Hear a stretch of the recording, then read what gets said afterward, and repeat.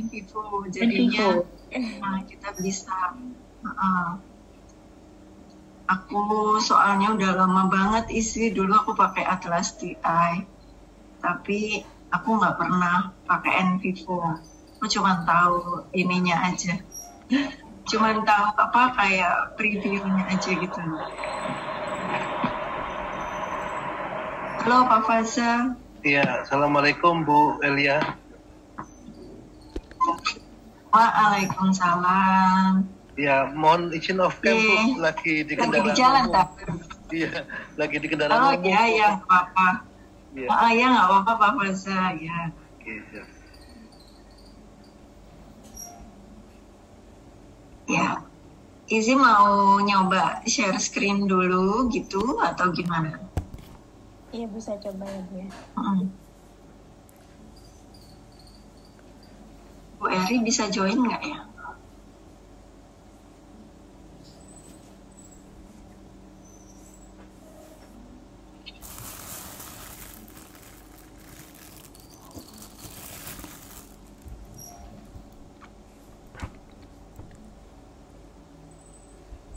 Mohon maaf Bu Elia, ini apakah boleh di-record Bu? Oh iya boleh. Isi nggak apa-apa kan di record ya? Iya Bu, nggak apa-apa banget Bu.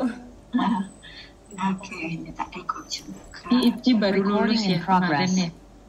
Iya, barusan wisuda dia. Iya Bu, minggu kemarin. Selamat ya Isi ya, 1,5 tahun loh. Iya. Bisa sukses ini. Aduh. 1,5 tahun lulus S2.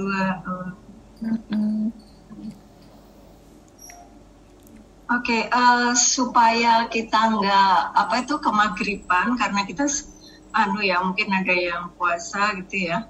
Nah, Isi juga nanti perlu siap-siap. Kita langsung aja ya.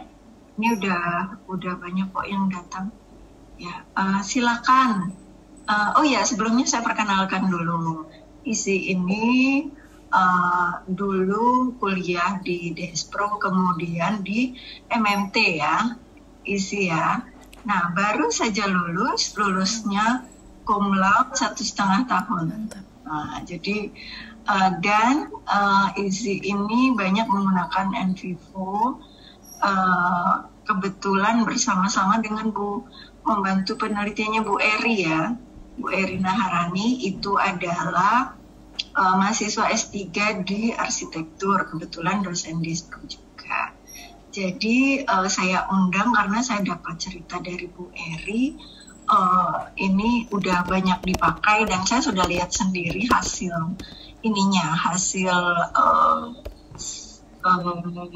penggunaan in vivo-nya di draft jurnal Bu Eri. Jadi sekarang kita minta Isi untuk menjelaskan penggunaannya in vivo ini, termasuk dulu dapat software-nya dari mana gitu ya, karena saya udah nyoba minta ke ITS belum dikasih gitu. ya silakan Isi. Baik, izin mulai ya Bu Elia dan Ibu Bapak dan teman-teman. Assalamualaikum warahmatullahi wabarakatuh. Sebelumnya mungkin perkenalannya singkat saja karena sudah dikenalkan dengan Bu Elia tadi. Saya Nurul Idzi Lutfi Putri, biasanya dipanggil Idzi. Saya S1-nya Desain Produk dan melanjutkan di MMT, Manajemen Desain Inovasi. Jadi sudah hampir 6 tahun ketemu Bu Elia terus dan juga Bu Eri gitu ya. Saya juga ketemu Bu Putri, saya juga ada Pak Bendra kalau nggak salah, cukup kenal karena satu lingkungan desain begitu. Lalu saya juga mau mohon maaf nanti kalau misal di tengah presentasi ada sedikit kekeliruan karena mungkin nanti Bu Elia dan Bu Eri juga bisa saling membantu karena masih sama-sama belajar begitu ya Bu posisinya. Dan untuk in vivo kebetulan saya mulai sejak Februari 2021 Bu Elia karena memang waktu itu sedang membantu penelitian Bu Eri untuk disertasi dan artikel publikasi, dan karena terjun di in vivo, saya memutuskan untuk tesis dan metodologi dan tesis saya juga menggunakan metode in vivo seperti itu. Dan karena juga kemarin di semester 3 juga ada beberapa mata kuliah, sehingga keseringannya tuh kalau ada metode saya cemplung aja gitu Bu di NVivo untuk mata kuliah saya di MDI. Baik, saya mulai. Untuk judulnya saya berikan bagaimana peran NVivo sebagai Computer Assisted Qualitative Data Analysis Software untuk pengolahan dan analisis data kualitatif. Nanti akan saya bagi menjadi 3 bagian. Yang pertama ada pengenalan, bagaimana NVivo ini posisinya sebagai apa, fitur, dan juga cakupan olahannya. Lalu yang kedua akan ada praktek dengan beberapa studi kasus, dan juga mungkin saya kenalkan bagaimana NVivo ini menjadi metode yang saya pilih di tesis saya, begitu Bu Elia. Lalu yang terakhir akan ada tanya jawab, mungkin ada pertanyaan dan diskusi yang ingin dilakukan, seperti itu. Untuk yang pertama akan ada pengenalan. Mungkin NVivo ini kalau cakupannya itu yang paling awal adalah dia termasuk ke CADCAS atau Computer Assisted Qualitative Data Analysis Software. Seperti yang Bu Elia tadi bilang, kalau Bu Elia biasanya pakai Atlas.ai, nah itu juga salah satu software yang ada di program CADCAS ini Bu. Jadi ini kalau gambarannya seperti pengolahan foto mungkin ya, ada Photoshop, ada CorelDRAW, lalu ada Canva begitu. Nah, NVivo ini adalah salah satu program di Computer Assisted Qualitative Data Analysis Software ini. Nah, CADCAS sendiri ini adalah sebuah perangkat lunak sesuai namanya ya, untuk mengolah bentuk data yang kualitatif melalui teknologi informasi komputer. Nah, ini sudah banyak sekali jurnal penelitian dan juga penelitian dahulu yang merekomendasikan CADCAS ini untuk sebuah penelitian kualitatif, metode campuran, hingga pelaporan yang bersifat kualitatif untuk mendapatkan hasil dan visualisasi yang lebih efektif dan efisien, seperti itu. Dan untuk kesempatan kali ini,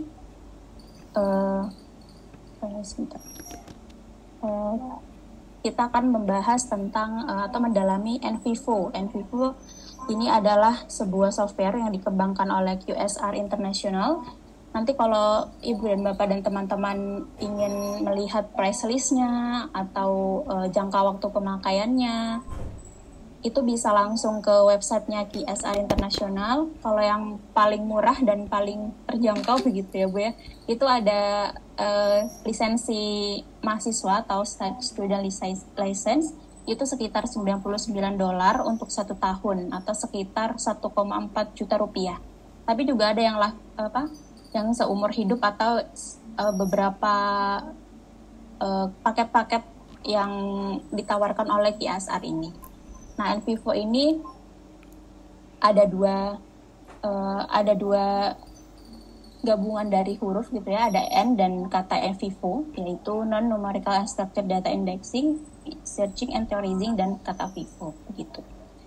Dan yang akan saya pakai ini yang tahun 2018 kebetulan Bu Elia, karena yang terbaru kemarin saya masih kesulitan untuk menyesuaikan dengan UI UX-nya begitu. Jadi karena sudah terbiasa yang 2018, saya pakai yang 2018 NVivo 12 Pro begitu.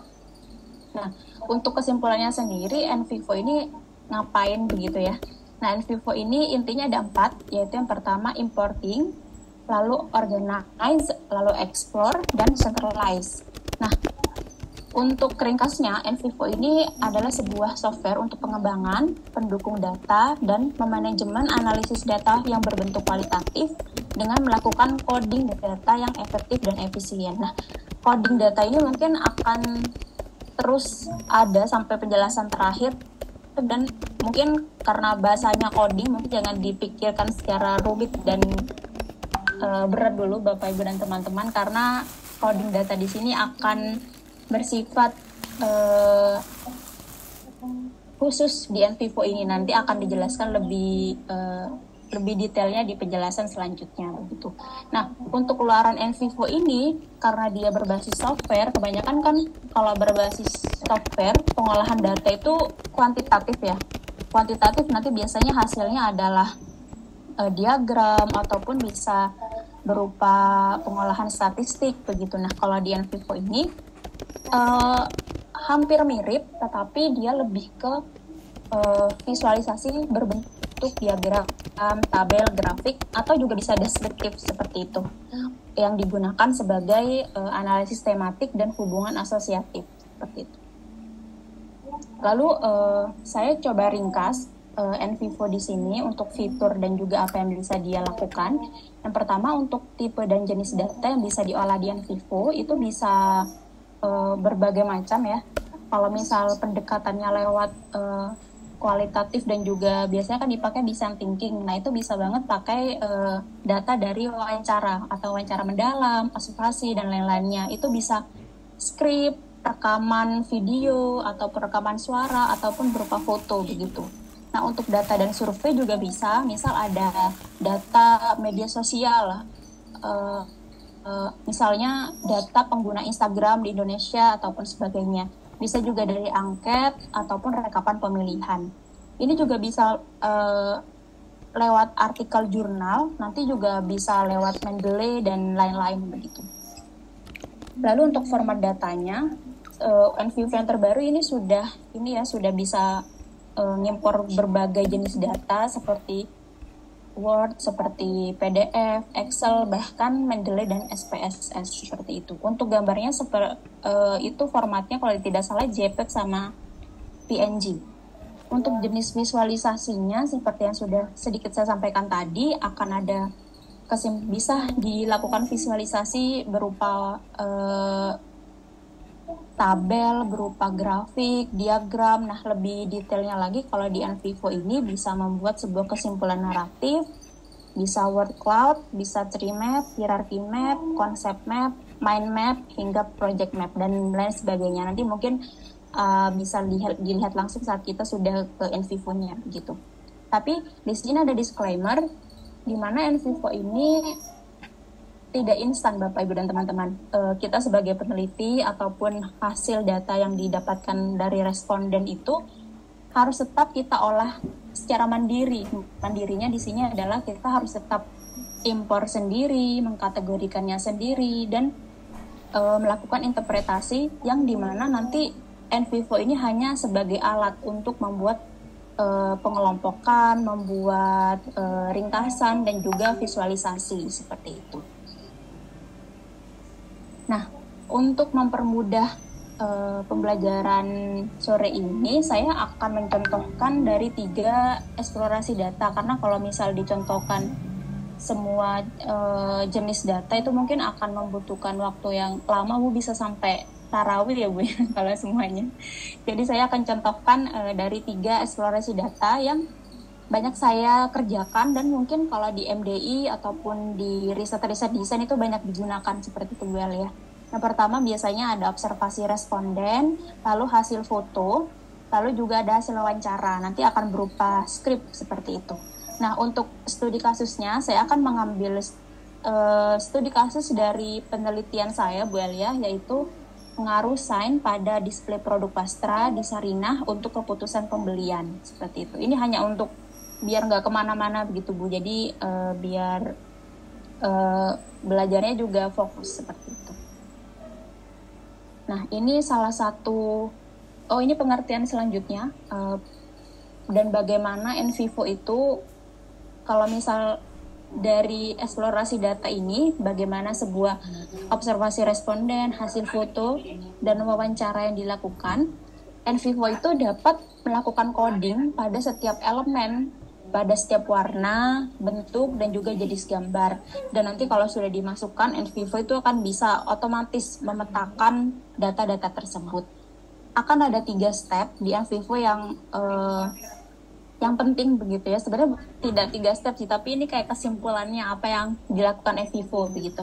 Yang pertama, akan ada reduksi data. Nah, reduksi data ini diartikan bukan mengurangi data, tetapi lebih ke kita menyaring data-data apa yang harus diolah oleh NVivo begitu. Karena tidak semua skrip itu bisa harus kita data. Misalnya kebanyakan di skrip atau hasil wawancara responden akan ada kata-kata misal terus, lalu ada begitu ya. Itu kan aja itu kan 3 detik itu akan berpengaruh pada cakupan coding nantinya. Jadi reduksi data ini diartikan sebagai data apa saja yang akan diolah NVivo. Nah, nanti kita harus membuat apa yang kita impor di NVivo itu padat dan juga jelas gitu, agar hasilnya juga tidak ada data-data yang sia-sia begitu. Lalu yang kedua adalah menampilkan data dengan menghubungkan potongan-potongan data yang akan kita olah nanti, lalu akan ada menarik kesimpulan dari hasil visualisasi yang NVivo tampilkan. Nah, ini juga mungkin salah satu gambaran hasil visualisasinya nanti. Ini bagaimana akan ada 2 konsep atau ada 2 elemen, misalnya yang berpengaruh dan tidak berpengaruh. Nah, nanti misal ada bagian kanan adalah elemen dari benda, lalu yang kiri adalah elemen dari emosi. Nah, itu emosi apa saja yang menyebabkan pengaruh dan benda apa saja yang menyebabkan pengaruhnya. Sebentar ya Bapak Ibu.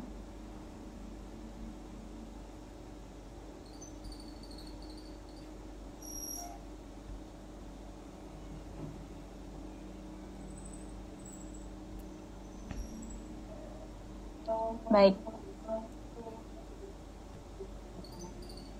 Nah ini yang saya jelaskan tadi perihal coding ya Bapak Ibu. Mungkin kalau kita mendengar istilah coding itu kebanyakan kayak berpikirnya ke informatika atau data-data gelap dan berwarna-warni gitu ya. Nah, coding di sini sebenarnya kalau di dunia data analis kualitatif begitu ya, ini tidak segeneral itu Bapak Ibu. Mungkin karena kita terbiasa aja melihat coding yang ditampilkan oleh anak komputer atau anak informatika, jadi pikiran kita mengarah ke arah sana begitu. Tapi kalau secara luas sendiri dan apalagi artinya di pengertiannya di dalam data kualitatif, coding ini adalah sebuah sumber gitu ya, atau sebuah wakil dari sebuah kata atau wakil dari sebuah elemen untuk menginterpretasikan keseluruhan data tersebut begitu. Jadi kalau misal ada sebuah kalimat, nah kalau ada kode atau coding, kode ini adalah sebuah wakil dari keseluruhan kalimat tersebut begitu. Nah kalau di NVivo, coding ini diartikan sebagai hal untuk menyortir dan mengatur, juga menganalisis data yang banyak itu, data wawancara yang sebanyak itu. Ketika di coding kan mungkin akan ada 100 coding. Nah, itu yang dimaksudkan coding di sini. Dan sekali lagi, coding di sini itu nggak akan tercipta langsung ya, tidak otomatis gitu. Coding di sini juga harus disortir dan dimasukkan sendiri oleh peneliti, karena coding di sini awalnya itu bukan bagian teknis, tapi NVivo ini perlu coding ini untuk bekerja begitu. Nah, ini saya berikan contoh. Yang di tengah ini ada satu kalimat dari responden saya, yaitu sudut-sudutnya nyaman untuk mata karena warnanya hangat dan tidak kontras. Nah, ini saya coba mengambil kode di satu kalimat ini gitu. Nah, misal kodenya nyaman gitu. Itu kan merepresentasikan satu kalimat ini responden merasa nyaman gitu kan. Nah, itu kita bisa jadikan satu kode nyaman. Lalu yang kedua ada warna hangat. Nah, warna hangat berarti ini bisa menginterpretasikan ada warna hangat di kalimat tersebut, atau kalimat tersebut itu berarti memiliki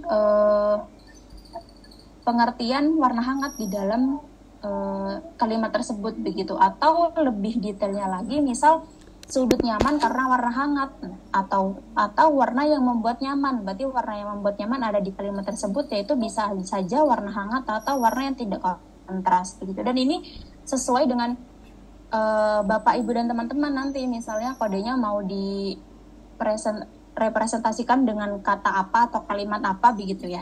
Nah, mengenai coding dan kode dari kalimat ataupun hasil data kualitatif ini dijelaskan dengan sangat baik oleh Miles Saldana dan teman-temannya di buku ini Bapak Ibu, di Qualitative Data Analysis. Ini saya kemarin bacanya edisi ketiga. Nah itu juga sudah lengkap di sana kode untuk pengelompokan kode di kalimat itu kalau tidak salah dibagikan menjadi 5 dari pendekatan kalimat benda, kalimat kerja, ataupun kalimat dari perasaan responden. Nah itu sangat jelas di buku ini. Nanti mungkin teman-teman Bapak dan Ibu kalau ada waktu bisa baca-baca begitu. Jadi nanti kalau misal ada satu kalimat lalu kita ingin membuat kata kunci atau menyimpulkan kalimat tersebut itu bisa lebih tepat gitu dengan mungkin dengan membaca-baca buku ini. Tapi mungkin ada lebih banyak buku di luar sana. Tapi untuk sementara saya preferensi saya di sini seperti itu. Nah, baik. Nah ini sebelum menuju ke prakteknya, saya akan coba memberikan hal apa saja yang bisa diulik gitu ya menggunakan NVivo begitu. Dan misalnya saya mau pakai NVivo buat apa gitu ya, atau mungkin ya nggak usah pakai NVivo bisa gitu. Nah ini saya coba berikan contoh tujuan olahan penelitian apa yang bisa dilakukan dengan metode NVivo begitu. Nah ini ada 3, ini juga salah satu dari tujuan penelitian saya kemarin. Mungkin yang pertama itu bagaimana kita mengetahui pengaruh ya, mungkin bisa pengaruh apa saja, mungkin pengaruh elemen, pengaruh konsep, pengaruh produk, pengaruh lingkungan begitu terhadap suatu individu atau suatu kelompok gitu. Lalu yang kedua bisa juga untuk mengetahui prioritas-prioritas baik itu dari variabel konsep, variabel elemen ataupun prioritas-prioritas pilihan, kebutuhan dengan tujuan untuk memaksimalkan suatu hal begitu. Lalu yang ketiga juga bisa untuk mengetahui faktor-faktor apa saja yang harus dilakukan untuk menciptakan satu hal begitu. Misalnya untuk mengetahui faktor apa saja yang harus dilakukan untuk menciptakan perilaku menguntungkan di wastra gitu, atau menguntungkan saat menggunakan aplikasi bla bla gitu, seperti itu. Dan ini hanya contoh, mungkin masih lebih banyak lagi dan pastinya lebih banyak lagi tujuan yang bisa digunakan untuk melakukan olahan penelitian di NVivo seperti itu. Nah, untuk prakteknya saya akan coba menjelaskan dari sisi teknis dan visualisasi. Mungkin kalau sisi teknis tidak akan selengkap banyak tutorial lainnya karena sebenarnya tutorial NVivo dan juga cara menjalankannya banyak bisa diakses Bapak Ibu dan teman-teman di YouTube ataupun di banyak aplikasi pembelajaran software begitu Bapak Ibu, nanti tinggal ditulis aja NVivo tutorial, atau kalau lebih pengen lagi ya bagaimana cara mengcopy paste di NVivo gitu. Tapi saya coba jelaskan yang paling banyak digunakan gitu saja. Nah, saya akan jelaskan dari mulai impor bahan, lalu klasifikasi, membuat kode, membuat relasi, menyalin, menyunting, dan lain sebagainya. Nanti lebih jelasnya saat praktek. Dan visualisasinya saya akan menjelaskan tentang matrix coding, ada juga work frequency query, ada mind map sama project map. Dan kalau visualisasi tuh bisa lebih banyak dari ini, tapi karena waktu yang tidak memungkinkan saya coba keempat ini, dan yang lainnya bisa Bapak Ibu explore sendiri nanti, karena basicnya tampilan NVivo ini tidak seseram coding seperti anak informatika begitu Bapak Ibu, seperti SPSS, Minitab, dan PPT dan sebagainya, semudah itu. Dan saya juga akan menambahkan bagaimana mengatur dan merapikan hasil file datanya dari NVivo ke Excel, ke Word, dan PPT misalnya untuk dipresentasikan atau dimasukkan ke bahan proposal seperti itu. Baik, saya akan langsung praktek saja Bu Elia. Saya bisa masuk langsung ke NVivo-nya ya Bu ya? Ya. Nah, baik. Jadi ini saya pakainya NVivo 12 Plus dari QSR Internasional. Dia seperti ini tampilan awalnya seperti Word biasa, seperti PPT dengan info-info navigasi bar seperti berikut. Nah, kalau misal mau membuat project baru, karena di NVivo menyebutnya project Bapak Ibu, itu tinggal new saja, atau kalau mau open project tinggal open seperti itu. Kita akan coba buat, misalnya new projectnya adalah NVivo Ramadan. Kalau teknik seperti ini sebenarnya bisa dilakukan ini sih Bapak Ibu, bisa apa? Walaupun salah nanti tetap bisa di rename dan sebagainya, itu sangat basic seperti Word dan PPT seperti biasa.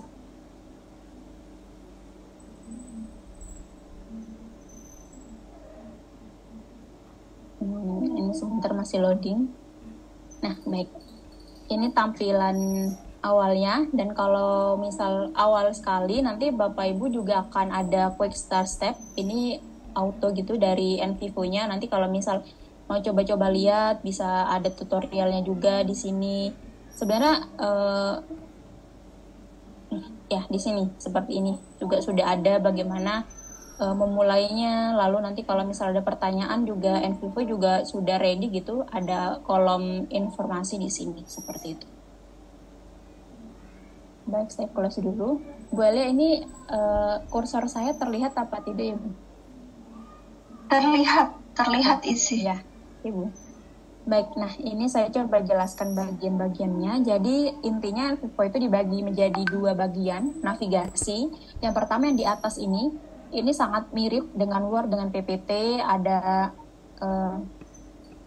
sebentar. Ada import, ada create, dan lain sebagainya. Dan di ada home juga.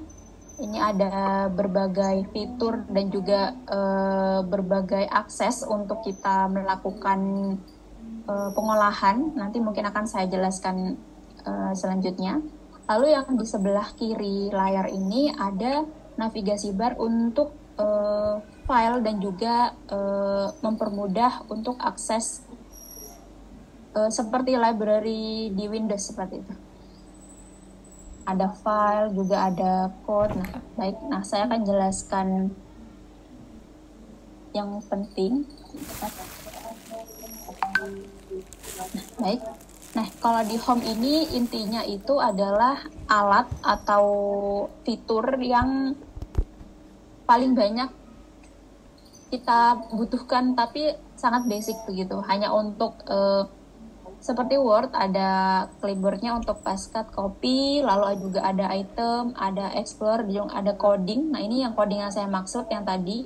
Kalau di NVivo itu pakainya code atau notes, seperti notes pakai N seperti ini. Lalu juga ada classification dan juga workspace. Lalu di import ini lebih ke saat kita mau import data, jadi kita bisa langsung import lewat files, langsung memilih di bisa langsung memilih di library kita, atau kita mau langsung ambil dari dari situs ataupun aplikasi yang sudah ada di Windows kita. Misalnya kalau dari SPSS kita bisa langsung import. Langsung dari Excel, kita bisa langsung import dari Excel. Bisa juga dari Mendeley ataupun OneNote ataupun SurveyMonkey untuk aplikasi survei seperti itu. Dan tapi kebanyakan biasanya menggunakan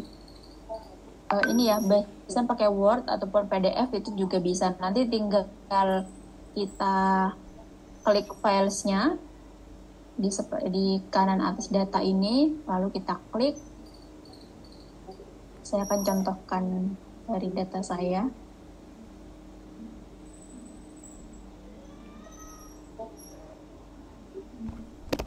Seperti ini. Lalu kita open atau kita masukkan ke import ke dalam NVivo.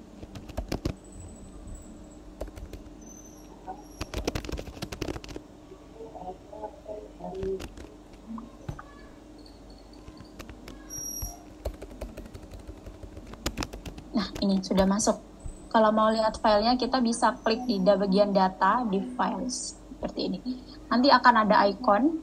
Ini ikonnya tergantung jenisnya, karena ini saya foto, jadi ikonnya foto. Kalau misalnya hasil wawancara, tadi saya kalau tidak salah Word, jadinya ikonnya seperti buku seperti ini. Itu pun berlaku untuk PDF, kalau Excel juga bisa, video juga, rekaman bisa seperti itu. Lalu di sini ada codes atau kode nanti, terus ada referensi, mungkin ini lebih ke seperti sumber, lalu modifiannya, tanggal dan juga jam modifikasinya, lalu oleh siapa dan klasifikasi. Nah, baik, lalu selanjutnya di sini ada create. Nah, create di sini ini nyambung atau berelasi dengan navigasi bar yang di sebelah kiri. Jadi kalau di sini ada relationship, ada node atau ada coding, ada dokumen, ada case atau ada orang atau responden atau peneliti seperti itu. Lalu ada klasifikasi. Lalu selanjutnya ada explore. Nah, explore ini adalah bar untuk visualisasi. Di sini ada mulai dari query dari kata, query kalimat, ada juga matrix coding, ada juga chart, mind map, project map, concept map, sampai cluster analysis yang saya jelaskan tadi. Nanti mungkin akan lebih jelas saat saya langsung contohkan begitu ya. Nah, untuk yang share ini seperti share di Word dan juga Excel, biasanya untuk print, untuk export datanya, ataupun mengekspor keseluruhan kode booknya, seperti itu. Baik, mungkin ini kita langsung coba praktek ya Bapak Ibu. Saya coba praktekkan, semisal di studi kasus yang tadi kita ingin menganalisis bagaimana responden yang saya dapatkan ini membutuhkan atau bagaimana pengaruh sign di Sarinah begitu ya. Apakah berpengaruh itu, lalu apa yang dibutuhkan dan sign jenis apa yang dibutuhkan, letaknya di mana, dan untuk menjawab tujuan-tujuan yang tadi yang ada di PPT ini. Sebentar. Untuk menjawab tujuan-tujuan ini, bagaimana pengaruhnya, lalu prioritas-prioritasnya, lalu faktor-faktor apa saja yang harus dilakukan untuk membuat responden atau pelanggan di Sarinah ini membeli gitu lah ya. Kan perilaku paling menguntungkan untuk sebuah retail atau toko adalah adanya pembelian sampai bisa kembali lagi seperti itu. Nah, baik. Nah, di sini sudah ada 2 jenis file, yaitu foto dan juga hasil wawancara berupa script. Nah, ini juga bisa memakai video dan audio. Nanti caranya sama, Bapak Ibu tinggal di import saja filenya, nanti akan langsung ada di bentuk file ini. Nah, hal pertama yang harus dilakukan, ini versi saya, mungkin banyak yang lain itu biasa hal yang pertama adalah mengubah nama file atau langsung bikin coding gitu ya. Tapi kalau saya lebih suka untuk nata-nata dulu Bapak Ibu. Jadi nanti kalau ditata dulu nanti gampang gitu. Tuh, kalau mau visualisasikannya. Nah, yang pertama adalah mengklasifikasikan filenya begitu. Ini kan masih tidak terklasifikasi ya, masih klasifikasinya masih fotonya ya ada ininya, ada jenis picture ataupun dokumen gitu. Tapi kan kalau di dalam NVivo-nya atau di sistemnya itu belum terklasifikasi. Nah, NVivo ini ada fiturnya yaitu file classification. Nah, ini di bawahnya file. Jadi file classification ini akan mengklasifikasikan jenis filenya seperti namanya. Misalnya klasifikasi file hasil foto atau klasifikasi hasil wawancara seperti itu. Nah, ini caranya tinggal bisa diklik kanan di bagian menu ataupun di mana saja di bagian dalamnya. Lalu kita bisa new classification atau bisa juga kita create di bagian ini, file classification. Nah, biasanya kalau file classification itu, kalau di NVivo, kita klasifikasikan berdasarkan format filenya. Ataupun kalau misal mau diklasifikasikan tergantung tempat dan sebagainya itu sebenarnya bisa, tapi nanti ada cara yang lebih efisien dan lebih menguntungkan untuk dibuat untuk visualisasi gitu. Jadi saya sarankan untuk klasifikasi ini berdasarkan jenis filenya seperti itu. Misalnya kita klasifikasikan hasil foto seperti itu, kita tinggal tulis namanya, ini deskripsinya boleh diisi dan tidak. Lalu kita juga bisa ada ininya, ada klasifikasi projectnya, tapi kalau misal terlalu detail juga tidak apa-apa dikosongin seperti itu. Kita bisa oke. Nah, di sini akan ada hasil muncul icon klasifikasi hasil foto. Ini juga bisa seterusnya, misal kita mau untuk skrip wawancara dan klasifikasi lainnya, misal ada audio dan sebagainya. Nah, untuk memasukkan filenya ke hasil klasifikasi, kita bisa kembali ke files, lalu kita bisa blok semua file yang ingin dimasukkan ke klasifikasi, bisa satu persatu atau bisa di blok secara langsung seperti di layar. Lalu bisa kita klik kanan di bagian ini, lalu ke paling bawah ada di classification. Nah, ini ada classification-nya, kita bisa masukkan tadi kan foto, kita bisa klik ke hasil foto. Nah, tandanya dia sudah berhasil masuk ke klasifikasi. Selain kita cek di klasifikasi dia sudah tercentang di hasil foto, kita juga bisa lihat ke file classification seperti ini, dan kita klik yang hasil foto. Nah, dia sudah masuk tiga filenya ke klasifikasi hasil foto seperti itu. Nah, baik. Nah, selanjutnya selain mengklasifikasikan file, hal yang harus dilakukan juga adalah kita membuat atribut atau kelengkapan dan kategori dari masing-masing file tersebut. Nah, ini bisa dilakukan dengan membuat atribut per klasifikasi. Nah, caranya adalah kita bisa klik 2 kali di file classification. Nah, sampai muncul seperti ini. Lalu kita bisa membuat new atribut di bagian navigasi paling atas ini.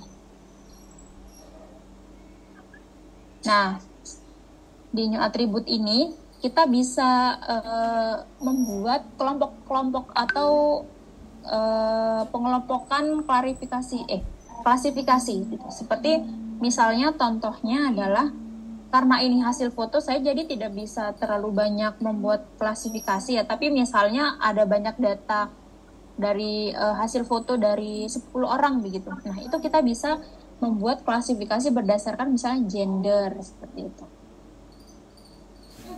Lalu kita geser ke value sebelum kita oke. Nah, value-nya di sini bisa kita berikan misalnya gendernya ada perempuan, lalu kita add lagi, lalu ada laki-laki seperti itu.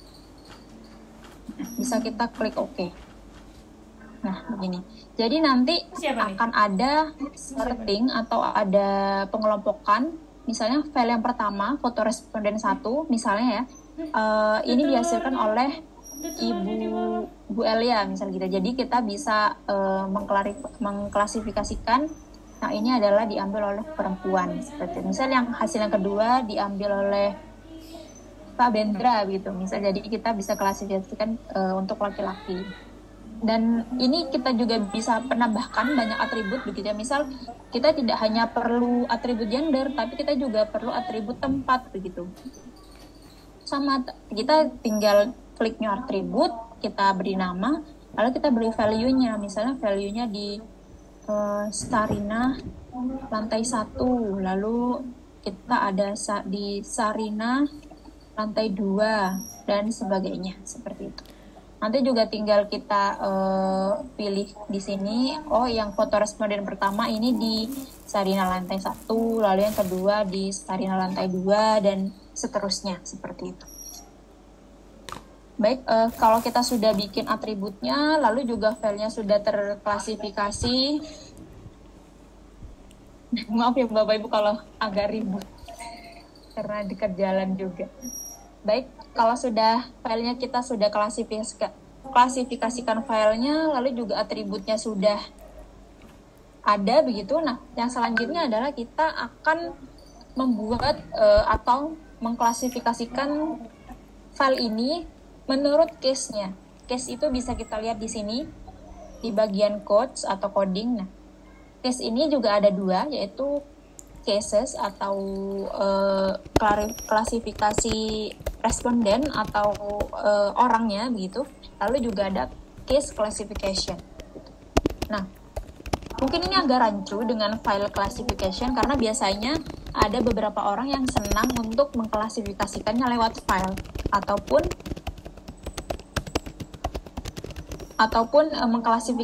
mengklasifikasikannya lewat case atau lewat respondennya begitu. Nah, kalau mengklasifikasikannya lewat files, nanti biasanya itu akan digunakan saat ada visualisasi yang membutuhkan visualisasi yang mengarah ke file gitu.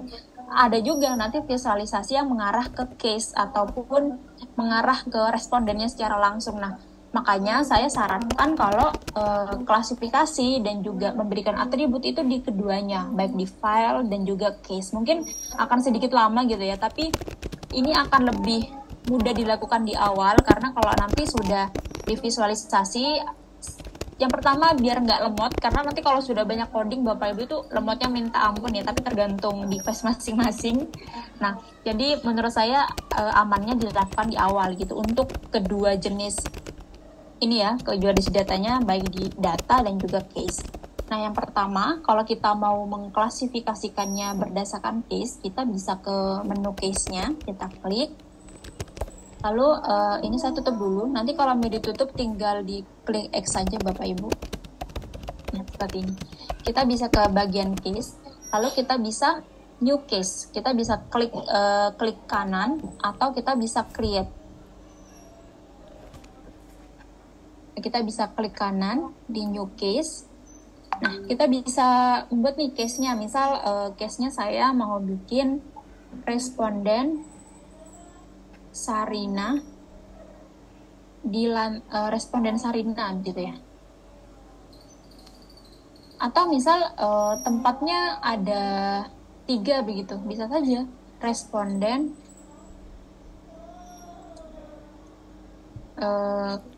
Jetis Sidoarjo gitu. Coba saya beri contoh ini. Nah, kalau dibagi dua seperti ini, berarti responden Sarinah nanti akan memuat file atau orang yang penelitiannya di Sarinah gitu. Nah, begitu juga yang Jetis Sidoarjo. Nah, kalau sudah seperti ini, nanti kita kembali lagi ke file karena kita akan membuat file tersebut menjadi case, menjadi orangnya gitu kan. Kita kembali ke file. Lalu misal yang foto 1 dan 2 ini, foto 1 kita ini kan misalnya punya Bu Elia gitu ya. Jadi kita akan membuat foto responden 1 ini Bu Elia karena ini punya Bu Elia gitu. Jadi kita klik kanan, lalu kita create as ini. Create as-nya itu di sebelah sini. Create as. Nah, paling bawah ini ada create as cases atau kita membuat file ini menjadi orang atau respondennya begitu kan. Kita bisa create as cases. Nah, kita bisa pilih kita akan membuat file ini menjadi responden Sarina seperti itu. Lalu kita klik OK. Nah, kalau misal kita mau ternyata 2 dan 3 ini adalah juga punya Bu Elia gitu kan. Nanti kita sama caranya, kita tinggal create as, lalu kita juga pilih punya Sarinah gitu. Kalau misalnya wawancaranya ini punyanya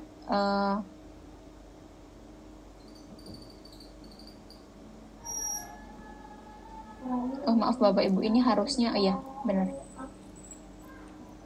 Kalau misal hasil wawancaranya ini punyanya Pak Bendra misalnya begitu ya.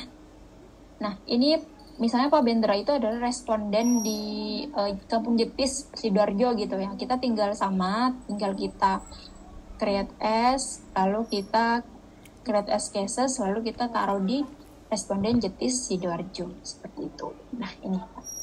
Jadi nanti kalau kita ke cases, nah seperti ini.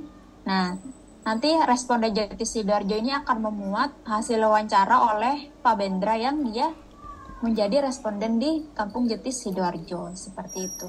Sama juga ini nanti yang di responden Sarina, dia akan memiliki file dengan foto responden pertama yang menjadi responden di Sarina seperti itu. Nah, nanti sama kita harus tetap mengklasifikasikan casesnya. Kita bisa mengklasifikasikan casesnya seperti tadi. Kita tinggal new classification cases dan kita misalnya klasifikasikan menjadi responden utama seperti itu. Lalu nanti ada responden pendukung atau ada responden tambahan begitu. Tapi kalau klasifikasi case ini kurang lebih tujuannya juga sama seperti file classification. Nah, karena sama ini metodenya juga teknisnya juga sama, tapi yang saya bilang tadi nanti kegunaannya ini tergantung hasil visualisasinya, tapi lebih baik dilakukan dua-duanya seperti itu. Nah, mungkin itu untuk data file klasifikasi dan juga case classification-nya. Lalu yang kedua, kita akan beranjak ke bagaimana kita mengcoding atau mengkode hasil dari wawancara ataupun foto yang dihasilkan. Ini berguna juga untuk audio ataupun video ataupun survei dan sebagainya. Kita akan coba mengcoding. Nah, kalau di coding ini akan ada 4 hal. Yang pertama ada notes. Notes ini adalah sama sebenarnya coding, tapi karena dia berbentuk coding yang diambil dari file, jadi di NVivo dia nulisnya notes. Lalu yang kedua ada sentimen. Nah, sentimen ini biasanya digunakan untuk mengacu kepada preferensi ataupun mengkategorikan jenis file ataupun kode ini termasuk positif atau negatif. Dan di positif dan negatif ini juga bisa ditambahkan atau dikurangi. Misalnya mau dibuat 4 tingkat, 3 tingkat, ataupun 1 tingkat saja hanya positif dan negatif itu bisa. Pun yang negatif juga sama, bisa dibagi menjadi tingkatan seperti itu. Lalu yang ketiga ada relationship. Nah, relationship ini digunakan untuk menghubungkan visualisasi nantinya. Misal kita ingin ada hubungan bagaimana hubungan preferensi orang di pengguna di Kampung Jetis dan pengguna di Sarina gitu. Kita pengen ada relationship kebutuhan ataupun relationship tolak mau relationship yang berbeda atau relationship yang saling bertolak belakang, itu bisa. Nah, nanti akan saya jelaskan coba cara membuat relationship-nya sebelum ke kodenya, karena biasanya relationship ini hanya digunakan sekali 2 kali begitu Ibu, tergantung nanti jenis visualisasi apa yang diinginkan seperti itu. Kalau relationship nanti tinggal sama sebenarnya sama dengan klasifikasi yang sebelumnya, kita tinggal new relationship. Nah, nanti kita bisa dari apa dan kemana dan jenis relationship-nya seperti apa gitu kan. Ini kalau di yang disediakan ini associated, tapi kita juga bisa baru gitu kan. Misal hubungan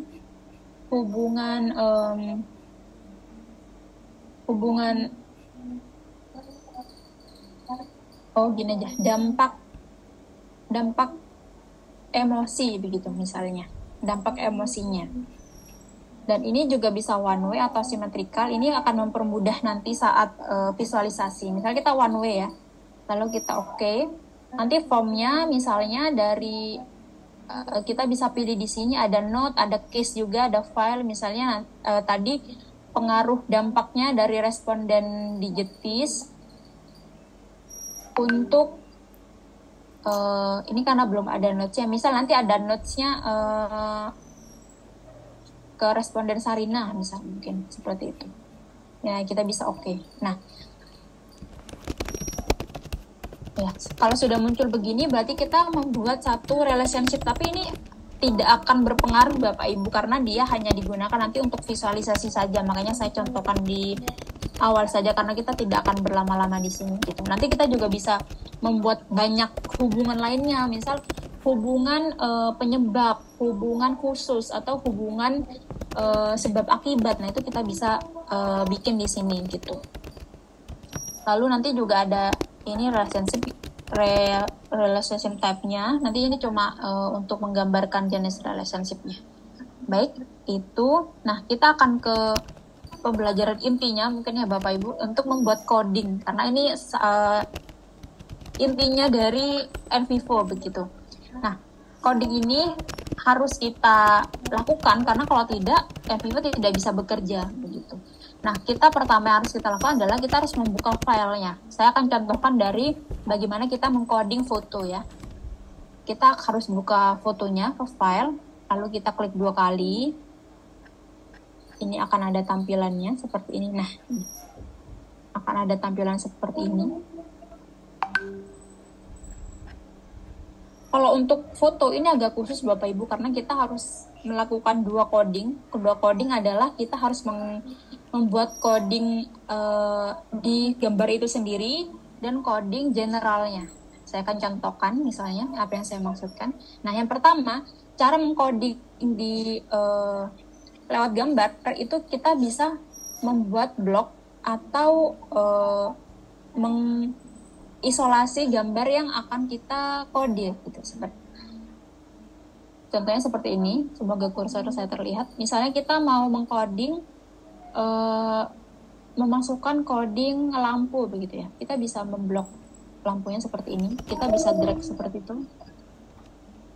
Nah, ini memang kalau di NVivo belum sedetail itu ya, jadinya tidak sepresisi itu, dia masih berupa kotak gitu, tapi kita bisa coba pas-pasin gitu ya, mungkin pojok ke pojok biar cuma ada lampu di sini. Nah, seperti ini. Nah, kita bisa kita harus klik edit dulu. Nah, kalau sudah kita blok seperti ini, kita bisa masukkan insert row atau memasukkan keterangan ini ke bagian region dan konten. Itu caranya kita ke arah navigasi atas, lalu kita klik insert row. Nah, seperti ini. Jadi, di bagian atas ini ada region. Nah, region ini 340,200 sampai 340,380 ini adalah titik koordinat dari kode atau dari bagian yang kita codingkan seperti itu. Nah, lalu kontennya kita bisa tulis. Misal kontennya adalah lampu sorot berwarna hitam dengan jenis cahaya plum light gitu. Kalau sudah, bisa kita klik yang lain saja, mau seperti ini. Lalu misal kita juga mau menganalisis ada manekin seperti sama, kita tinggal drag, lalu kita bisa insert row. Nah, berarti bagian 300 sampai 490 ini adalah titik koordinat dari adanya manekin di foto ini gitu. Bisa kita beri kontennya, misal manekin dengan setelan kain tenun. Nah, ini kalau kontennya nanti tergantung jenis kebutuhan penelitiannya seperti itu. Bisa saja nanti ini bukan konten keterangan barangnya, bisa juga misal letaknya atau warnanya atau dimensinya seperti itu. Nah, ini yang pertama. Jadi bagaimana kita mengcoding gambar lewat memberikan konten pada setiap koordinatnya. Nah, nanti ini gunanya untuk apa? Nanti gunanya seperti ini. Jadi nanti kita bisa melihat di satu gambar ini konten display produknya tuh bagian mana saja, atau konten alat atau konten untuk menunjang display produk itu di bagian mana saja, sebesar apa. Nah, nanti NVivo bisa melakukan itu, tapi nanti akan saya jelaskan di bagian konsep visualisasi. Nah, ini untuk yang coding pertama, bagaimana kita mengcoding gambar, karena ini lumayan unik, karena beda dengan yang lain kalau yang gambar ini, karena yang lain itu akan seperti ini Bapak Ibu. Akan saya contohkan, ini akan saya tutup dulu, kita bisa X di sini. Nah, kalau kita mengcoding files, atau maksud saya mengcoding skrip atau tulisan ataupun video ataupun audio, kita akan melakukan coding dengan cara memblok bagian tersebut dan memasukkan ke bagian notes, berbeda dengan yang gambar tadi. Caranya adalah saat kita sudah berhasil membuka file hasil wawancara, kita juga harus ke bagian navigasi notes, seperti ini. Nah, saat sudah ada notes di sini, kita bisa memulai untuk melakukan coding. Nah, coding di sini itu harus berdasarkan variabel ataupun apa yang ingin dicari begitu Bapak Ibu. Kita nggak bisa kayak misal otomatis ini yang hasil pertama ini harusnya ke atmosferik gitu. Itu nggak bisa karena NVivo ini yang saya jelaskan tadi, dia akan bekerja saat kita sudah kasih impor atau kita kasih masukan begitu kan. Nah, jadi yang sangat-sangat perlu dilakukan adalah kita harus mengerti dulu notes-nya ini kita mau kelompokkan dengan pengelompokan apa gitu. Misal di notes ini saya akan mengkelompokkan codingnya berdasarkan setting ruang seperti itu misal. Nah, kita harus yang seperti yang tadi ya, kita harus klik kanan lalu new note, lalu kita beri nama misal setting ruang untuk menjadi coding yang pertama. Nah, ini kita jangan lupa ya Bu, Bapak Ibu, kita harus mengagregat. Nah, agregat ini fungsinya nanti dia akan mengandung coding-coding di bawahnya gitu. Jadi ini jangan lupa di checklist gitu ya. Tapi kalau kelupaan nanti juga bisa tinggal klik kanan lalu di checklist agregat. Nah, kita bisa oke. Nah ini tercipta satu coding Bapak Ibu. Nah, coding ini masih 0 pas balik referensinya. Jadi ini nggak bisa diolah. Nah, setting ruang ini harus kita beri kode dari hasil wawancara kita gitu kan. Nah, misal setting ruang berarti saya harus mencari kata, kalimat atau frasa yang menyebutkan atau berbicara tentang setting ruang begitu. Nah, misal dari hasil wawancara ini saya bisa cari ya, kita harus membaca Bapak Ibu. Kalau semua hasil wawancaranya 2 lembar gitu ya, kita juga harus membaca mana kalimat atau frasa yang bisa kita masukkan ke bagian setting ruang seperti itu. Misal saya contohkan saja, ini yang pertama saya merasa walaupun tempatnya luas dengan banyak ornamen tetapi produknya belum. Nah, misalnya ini termasuk setting ruang begitu ya. Caranya itu adalah kita bisa blok memblok bagian tulisannya. Makanya kalau hasil script itu saya sarankan berbentuk Word Bapak Ibu nanti, karena kalau berbentuk Word masih bisa diedit. Misal ada typo gitu ya, kita bisa masih klik to edit ini. Nah, kita masih bisa mengeditnya. Nah, nanti bagian navigasi barnya ini persis kayak Word Bapak Ibu. Nanti tinggal kalau misal ini harusnya 11 ya, kita ini kan 11 biar rapi gitu ya. Misal ini ada typo, nanti kita bisa awalnya misalnya walaupun gitu ya, bisa kita masukkan walaupun gitu. Nanti kalau dikiranya sudah tepat, kita bisa klik kanan lalu kita ke editnya lagi atau bisa Ctrl E seperti itu. Nah,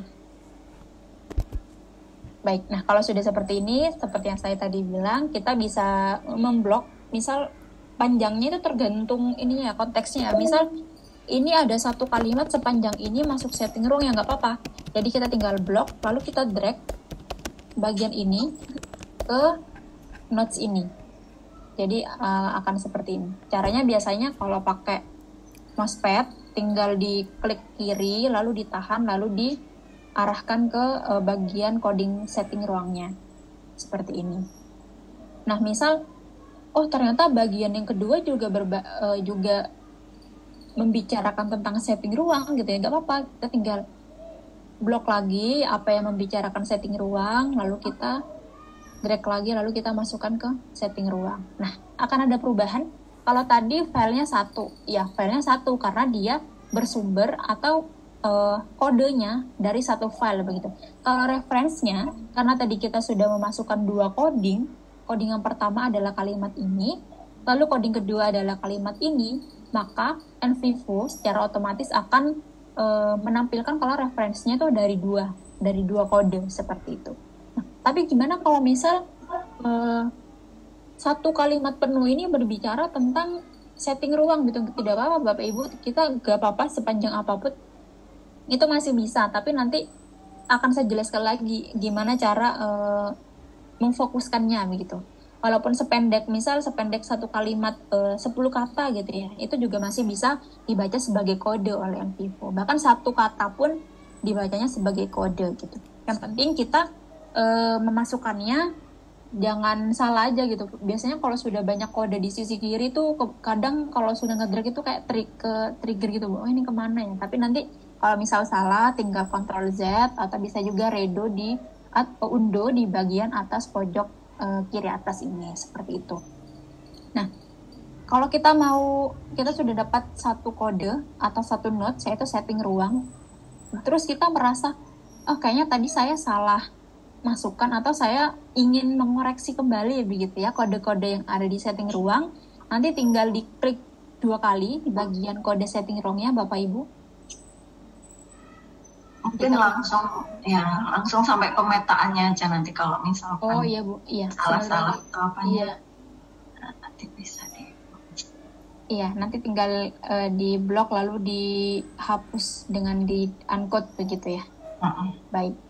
Lalu selanjutnya, ini kan satu kode. Nah, biasanya kalau di setting ruang itu kan dia terlalu general membicarakan setting ruang. Nah, itu juga bisa kita berikan kode di dalam kode. Maksudnya adalah setting ruang ini bisa memiliki kode anak atau di sini disebutnya child atau anak gitu. Nanti tinggal caranya adalah kita klik di setting ruang, lalu kita klik kiri, kita membuat node baru atau new node. Bisa juga Ctrl Shift N. Nah, kita bikin anaknya, misal setting ruangnya berbicara tentang perabot. Jangan lupa di agregat, lalu di OK. Nah, ini ada notasinya, jadi nanti setting ruangnya ini akan memiliki anak perabot begitu. Nah, ya udah nanti misal setting ada responden yang membicarakan tentang perabot, misalnya ini kan ada banyak, misalnya bagian ini, misalnya bagian ini termasuk ke perabot gitu, misalnya saja ya Bapak ya, ini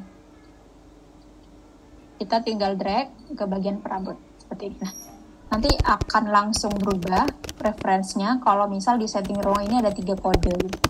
Nah, bagaimana kalau misal di setting ruang bukan hanya perabot, misalnya ada ornamen, ya udah kita tinggal ke setting ruang, tadi bisa klik kanan atau Ctrl Shift N, kita bisa berikan ornamen.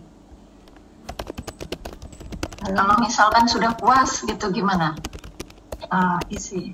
Kalau sudah puas nanti bisa langsung diolah gitu Bu. Nah, maksud saya langsung diolah aja. Oh ya udah. Baik, ini basicnya seperti ini saja sih Bu. Nanti kita tinggal bikin coding, lalu bikin relation, lalu bikin klasifikasinya, dan bisa langsung ke visualisasinya. Nah, ini saya coba tutup dan coba ini ya Bu ya. Saya contohin penelitian saya aja biar kayak banyak gitu biar. Ya. Soalnya teman-teman mungkin biar kebayang visualisasinya dulu. Iya. Nanti untuk detail-detailnya kita jelaskan. Oh iya, siap. Ya.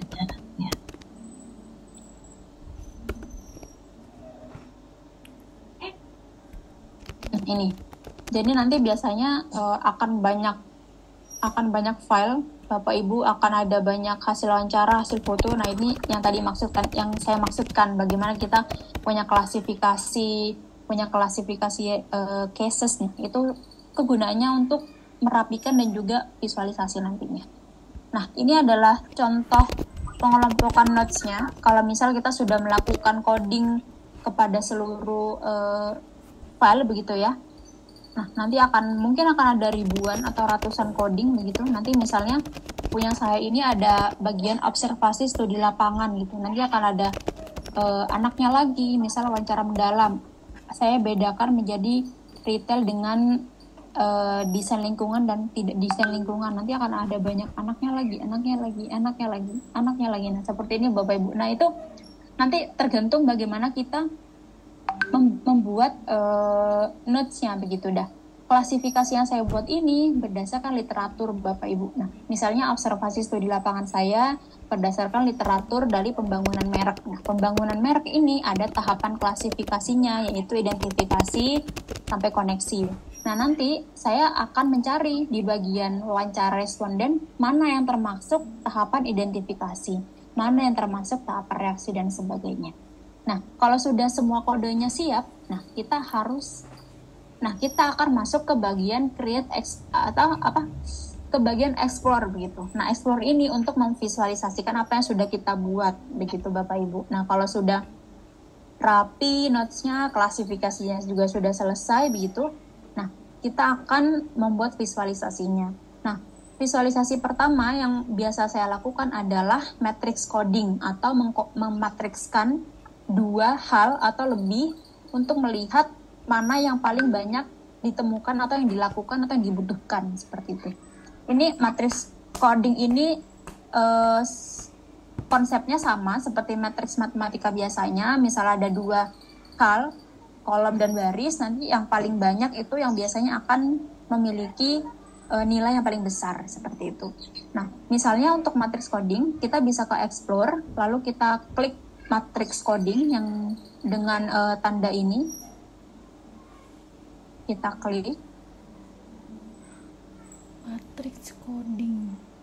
Nah, nanti akan ada dua kotak seperti ini. Nah, yang sebelah kiri adalah untuk bagian kolom dan yang sebelah kanan adalah bagian row ataupun juga nanti bisa ditranspose atau dibalik seperti itu.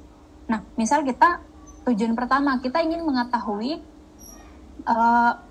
pengaruh apa yang menyebabkan pelanggan itu membeli produk di Sarina begitu kan. Nah, berarti nanti bisa disesuaikan dengan literasi ataupun kode Bapak Ibu. Misalnya saya untuk mengetahui pengaruhnya, saya harus melihat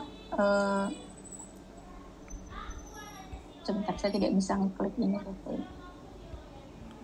Oke. Nah, saya untuk mengetahui pengaruhnya, saya akan memakai tahapan klasifikasi merek yang paling tinggi dengan kebutuhan misalnya kebutuhan akan penglihatan atau visual responden begitu ya. Nah, kita bisa klik di tanda plus ini untuk menjadi matriks kolomnya di add item. Lalu kita bisa select itemnya. Nah, saya ingin mengetahui tadi berdasarkan tingkatan merek begitu. Kita bisa pindah ke bagian notes. Lalu kita cari coding yang membahas tentang parameter klasifikasi mereknya misalnya. Misal kita kalau yang sudah ada di tempatnya isi sendiri mungkin yang sudah ada begitu ya Bu ya. Oh ya Bu, sebentar Bu. Ya nggak apa-apa, ini dilanjutkan dulu ya. Ini sekali ini nanti langsung balik ke PPT lagi Bu. Ya ini di apa tuh namanya diperagakan dulu. Oh iya, siap. Nah, ini misalnya yang pertama saya ingin melihat pengaruh dari elemen desain lingkungan terhadap pembelian begitu. Nah, saya tadi masukkan codingnya, lalu yang sebelah kiri saya akan memasukkan pengaruhnya berdasarkan misal tempat. Kalau tempat tadi kan kita di klasifikasi file. Nah, ini. Sebentar, kalau tidak salah case. Berdasarkan case. Nah, kita bisa pengaruhnya ke responden, misalnya ke responden 1 sampai 4 begitu ya. Kita mau lihat elemen apa saja yang paling berpengaruh untuk keempat responden. Nah, kalau sudah kita isi kolom dan isi barisnya, kita bisa run query di sebelah sini. Nanti dia NVivo akan otomatis bekerja dengan melihat kode-kode apa saja yang ada di responden maupun di kode elemen seperti itu.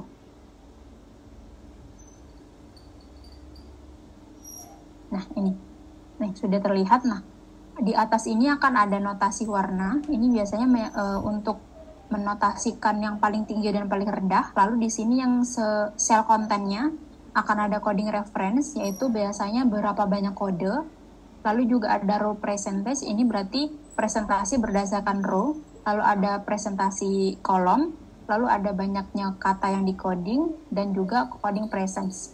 Nah, kalau misal kesimpulannya biasanya bisa pakai coding preference, Bu. Jadi kita bisa lihat untuk responden 1 yang mempengaruhi pembelian itu bagi dia adalah EGD, dekorasi, lalu ada grafis, ornamen pendamping tidak berpengaruh seperti itu. Dan selanjutnya, kalau misal kita mau lihat lebih detailnya lagi, kita bisa ke kolom percentage atau representasi. Misalnya untuk di responden 1 yang paling berpengaruh bagi dia untuk melakukan pembelian itu adalah EGD ternyata. Karena dia bernilai 33,33%. Nah, hasil ini itu didapatkan dari besarnya coding atau besarnya cakupan yang dia berikan saat wawancara berlangsung. Baik itu dari file wawancara ataupun foto begitu.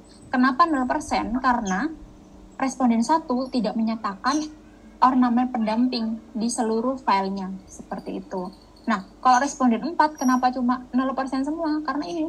Karena responden 4 ini bukan responden Sarinah, begitu. Karena ini kan pertama kan dari Sarinah, dengan retail dengan EGD. Kenapa responden 4 0%? Karena dia adalah responden di tempat dengan retail yang tidak mempunyai EGD, seperti itu. Jadi dari hasil-hasil ini, nanti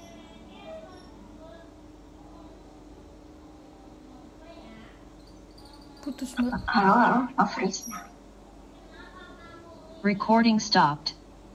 keluarnya sebuah narasi responden 1 dipengaruhi oleh EGD dan seterusnya. Kalau ini kan tidak bisa kita rata-rata ya, Bu ya.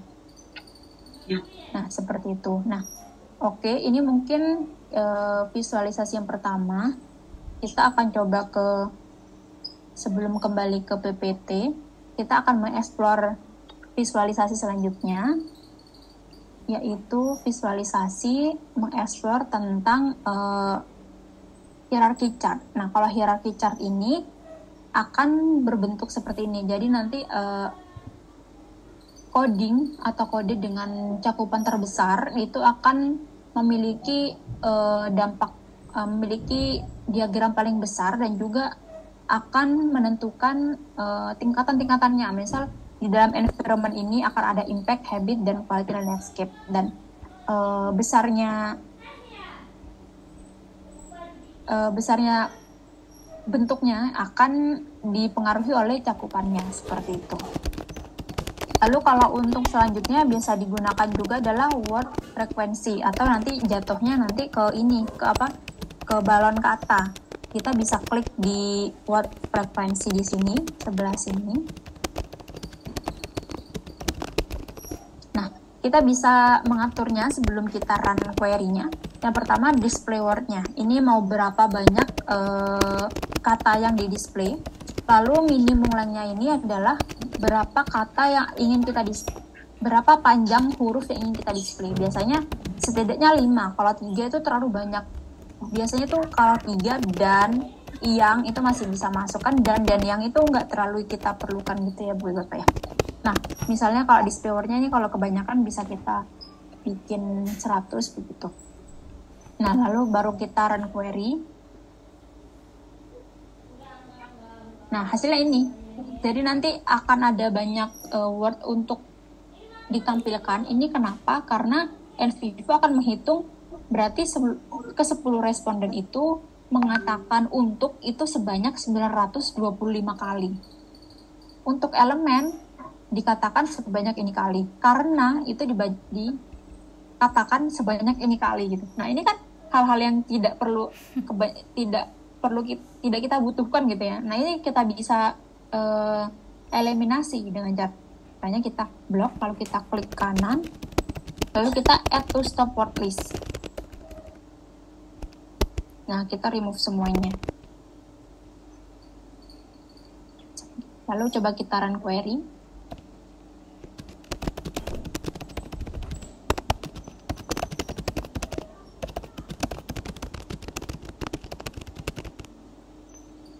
Sudah hilang. Nah, kalau sudah hilang, kita ke word cloud di bagian kanan pinggir ini.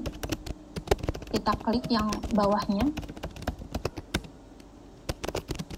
Dia akan membuat sebuah visualisasi word cloud-nya.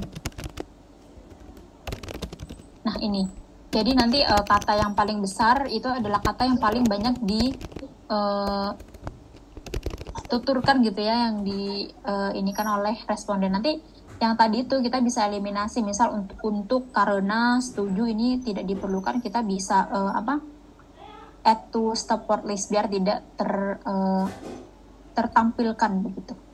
Nah ini untuk yang query per hurufnya. Lalu yang selanjutnya akan saya jelaskan adalah explore untuk mind map dan juga project map. Kalau mind map dan project map ini, misalnya kita akan membuat project map untuk mengetahui faktor apa saja yang mempengaruhi pembelian gitu. Kan kalau tadi kita dibuat tabel. Nah ini kalau project map dia dibuat seperti mind map, seperti icon ini. Coba. Ini biasanya digunakan untuk memvisualisasikan, kalau yang tadi lewat tabel, ini lewat visualisasi diagram project map seperti itu. Caranya sama, kita buat projectnya dulu, misal pengaruh EGD.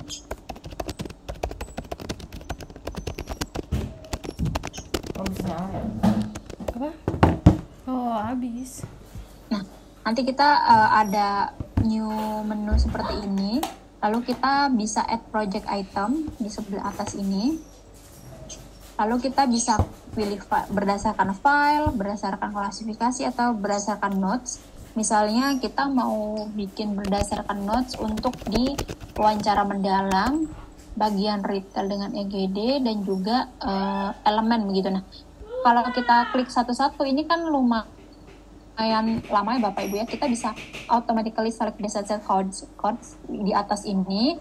Itu kalau kita klik seluruh, misal kita mau klik retail dengan EGD dengan anak-anak dan cucu-cucunya gitu, kita bisa klik kali dan dia akan otomatis klik semuanya seperti ini. Tinggal kita oke.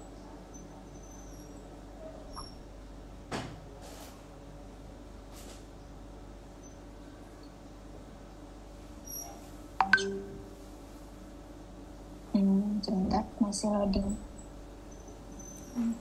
Nah ini sangat semrawut karena dia belum diatur. Nah ini sebanyak ini Bu kode yang divisualisasikan oleh NVivo, tapi jangan khawatir karena dia bisa rapi. Caranya adalah dengan pertama kita hapus beberapa hal yang tidak perlu gitu. Misalnya kita hapus saja connect. Ini kan ada setiap garisnya ada tulisan cat gitu ya. Nah ini kita hapus aja konektornya. Nah lalu selanjutnya kita bisa atur dengan memilih layoutnya di sebelah kiri atas ini. Misalnya kita pilih yang seperti hierarchy map ini. Ya. Berapa persen? Ini udah. Nah, Belum. seperti ini. Nanti dia akan secara otomatis tervisualisasi, terhierarki seperti ini. Jadi membacanya dan menyimpulkannya lebih mudah. Jadi misal ini karena terlalu banyak bimbingan. Nah, misal di efek display produk ini dipengaruhi oleh apa saja. Lalu untuk display kainnya dipengaruhi oleh apa saja. Nah ini karena terlalu banyak jadi tadi terlalu panjang Bapak Ibu. Nanti saya contohkan yang lebih sederhana. Nah ini, jadi ini semua dihasilkan secara tidak instan ya Bapak Ibu ya. Ini tergantung dengan kode yang dibuat gitu dan anaknya. Misal di observasi anaknya ini, klasifikasinya ini. Nah ini tergantung dari pengelompokan yang kita buat gitu. Nah ini juga bisa, pengelompokan ini bisa berdasarkan citasi ataupun hasil observasi yang ingin kita petakan sendiri begitu. Nah tugas NVivo ini tugasnya untuk memvisualisasikan dan merapikan sebenarnya dan membuat kita lebih mudah untuk membuat kesimpulan berdasarkan visualisasi yang NVivo buat begitu. Nah ini seperti ini. ini mungkin intinya itu kalau di praktek NVivo-nya, ini kalau misal bentuk-bentuk lainnya untuk menghapus beberapa hal itu sangat teknis, Bapak dan Ibu saya rasa bisa mempelajarinya sendiri karena tinggal dicoba-coba aja. NVivo-nya juga nanti kalau salah tinggal undo begitu kan. Nah, sekarang kita coba kembali ke ke PPT-nya. Dari semua yang saya jelaskan tadi itu, jadi intinya itu yang pertama, kita harus membuat sebuah klasifikasi Bapak Ibu sebelum kita terjun untuk mengolah data kita. Nah, ini pasti sudah ada sih, karena kita kan kalau penelitian itu pastinya ada klasifikasikan, baik itu untuk jenis kelaminnya ataupun jenis datanya. Nah, itu perlu dilakukan karena NVivo juga memerlukan itu untuk bisa kita nanti buat visualisasi seperti itu. Ini kalau di penelitian saya mengklasifikasikannya dengan jenis retail, kunjungan, dan juga minat. Nah, ini adalah hasil dari apa jadinya kalau kita itu mempunyai klasifikasi dan juga membuat visualisasi query di NVivo tadi.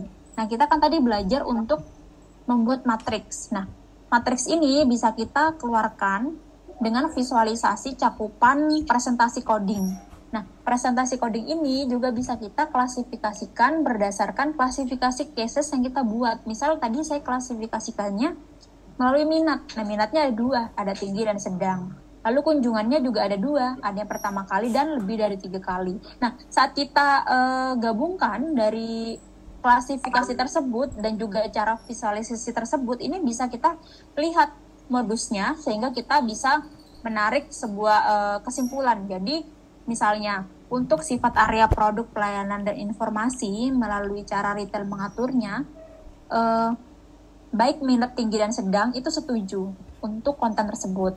Dan kunjungannya untuk pertama kali dan lebih dari 3 kali juga sama-sama memiliki posisi yang sama gitu. Nah, ini kan bisa kita tarik kesimpulan. Kan awalnya ini kata-kata dan konten ini kan ada di wawancara yang kita nggak bisa semena-mena untuk mengklasifikasikan dan mengelompokkannya. Nah, NVivo ini membantu kita lebih detail dan lebih efektif gitu. Jadi akurasinya itu berdasarkan benar-benar cakupan yang responden katakan.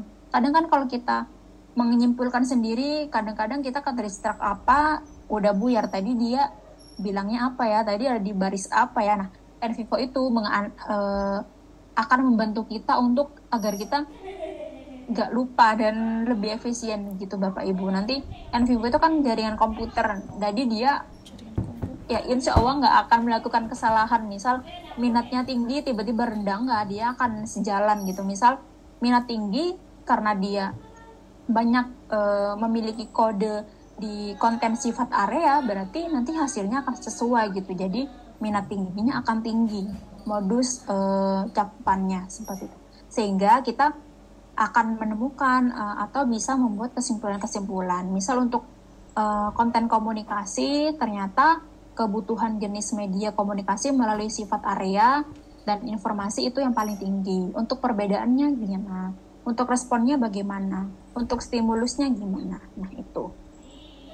Lalu yang selanjutnya, ini juga yang menarik dari hasil visualisasi dan juga query yang dilakukan NVivo, ini adalah inti dari penelitian saya kemarin. Jadi saya ingin mengetahui pengaruh sebuah retail kalau hanya ada produk art fashion secara keseluruhan. Responden itu hanya memiliki kecenderungan membeli sebesar 13,60%. Nah, gimana kalau berdasarkan klasifikasi jenis tempat? Itu sebesar ini, jenis minat sebesar ini, kunjungannya sebesar ini. Nah, kalau ditambah dengan visual atmosfer ruang, keseluruhan kecenderungan pembeliannya akan meningkat sebanyak 21,24%. Saat ditambahkan identitas visual merek akan bertambah menjadi 28,87% dan selanjutnya. Nah, ini semua saya dapatkan dari pengolahan di NVivo dengan cara yang tadi Bapak Ibu. Jadi perbandingan parameter ini saya dapatkan dari itu kode-kode yang saya buat tadi itu. Sehingga saya bisa melihat kecenderungan modus yang paling tinggi itu ada di mana seperti itu. Nah, sehingga dari kode-kode tersebut, dari hasil query tersebut, akhirnya akan ada sebuah hubungan atau akhirnya kita bisa menyimpulkan. Misalnya, kalau di saya, misalnya saya ingin menghubungkan jenis komunikasi, itu memerlukan jenis desain lingkungan seperti apa dan ditaruh di mana gitu ya. Nah, dengan NVivo tadi, dengan visualisasi tadi, saya akhirnya mendapatkan kesimpulan kalau misal jika sebuah retail wastra ingin memiliki jenis komunikasi, mengkomunikasikan jenis area tersebut, itu bisa dikomunikasikan lewat sign dan card dan juga wall decoration. Nah, di mana? Di workstation placement dan juga di area grouping of merchandise. Nah, ini berguna juga untuk yang kedua, untuk mengkomunikasikan produk dan pelayanan, itu bisa pakai ini, sign, bisa pakai certificate, bisa pakai picture, di area ini, di area waiting queue, grouping of merchandise, ada di placement of cash register, dan lain-lain. Nah, ini saya dapatkan dari hubungan yang saya dapatkan di pengolahan NVivo tadi itu.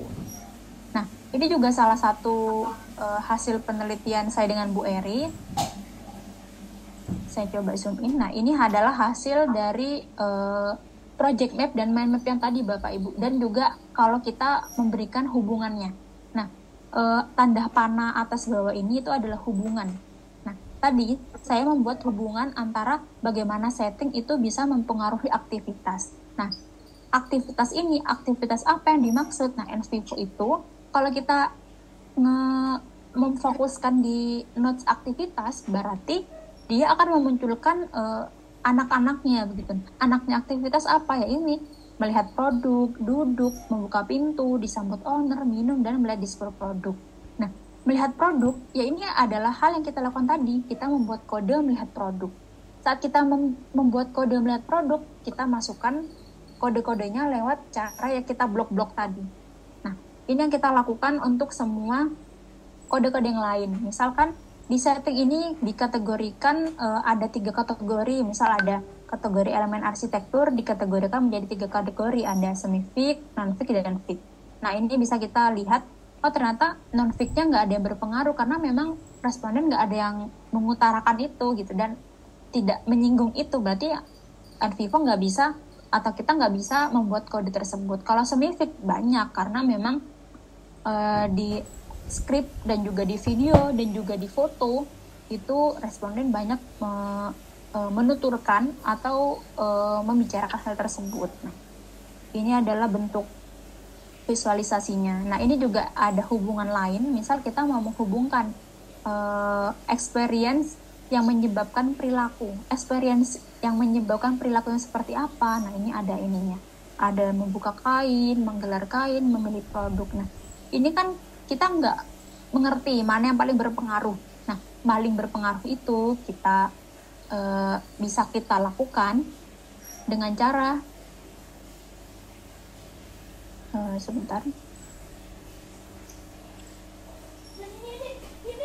dengan cara membuat tadi matriks tadi yang akan menimbulkan persentase yang bisa kita atau NVivo pun bisa lewat visualisasi chart. Bisa chartnya menggunakan chart batang seperti ini. Jadi ternyata berfoto itu adalah perilaku yang paling banyak dilakukan gitu dengan nilai ini. Ngobrol itu yang nomor 2 gitu, karena membuka kain nomor 3. Jadi misalnya kita mau buat skala prioritas, berarti ya misalnya kita buat skala prioritas 3 hal gitu. Berarti apa ya harus kita lakukan untuk membuat pelanggan itu membeli? Ya udah, berarti kita harus membuat pelanggan itu berfoto dengan cara apa? Nah, itu adalah kajian yang selanjutnya gitu. Nah, kalau ini yang di bawah kotak-kotak ini adalah jenis coding query yang hierarchy chart itu. Jadi di settingnya itu ada banyak hal, ada dinding, warna, gantungan. Nah, semakin besar kotaknya, dia memiliki pengaruh paling besar. Nah, ini nanti tergantung kita milih aja, kita mau milih dia divisualisasikan dengan chart diagram, dengan chart hierarki, dengan word cloud. Nah, tapi bagaimana yang saya tekankan di sini adalah bagaimana NVivo membantu kita memilah, mengorganisir apa sebenarnya yang responden itu ingin sampaikan gitu. Kalau cuma deskriptif, kalau cuma skrip itu kan sangat panjang dan sangat tidak terorganisir. Nah, NVivo ini membantu kita untuk mengorganisir itu. Baik, mungkin itu Bu Elia. Baik, terima kasih Isi. Iya, nggak terasa 2 jam ya. Iya, menarik Bu. sekali itu tadi. Sebenarnya kurang sih ya waktunya, karena harusnya kalau langsung nyoba dengan proyeknya masing-masing, karena teman-teman ini ada sebagian mungkin udah pada punya wawancaranya gitu, skrip gitu udah pada punya. Nah, itu sebenarnya bisa dicoba. Kalau saya melihat dari paparan dari Isi tadi, kunci utamanya memang ada pada Bapak Ibu, pada teman-teman untuk membuat codingnya gitu ya. Artinya masih tetap di kita, tetapi NVivo itu kalau kita lihat tadi sangat memudahkan kita untuk melakukan yang terakhir tadi itu ya, menarik kesimpulan, memberi visualisasi gitu ya. Karena biasanya gitu itu kan dihitung satu-satu, artinya berapa kali itu muncul. Biasanya kalau pakai post-it-nya itu diambilin terus dikumpulin yang temanya sama gitu. Nah, kemudian dari yang temanya sama itu, ini yang paling banyak. Nah, kalau cara manual. Nah, ini sudah jauh lebih akurat dan dipermudah oleh NVivo. Nah, monggo Bapak Ibu kalau misalkan ada yang ingin ditanyakan atau mungkin bisa coba download dulu ya. Kalau Isi kemarin downloadnya gimana? Beli pakai PayPal atau pakai apa belinya? Pakai Visa kredit Bu, bisa pakai kredit. Harus pakai kredit card ya? Iya, pakai di QSR itu. Oke. Ya.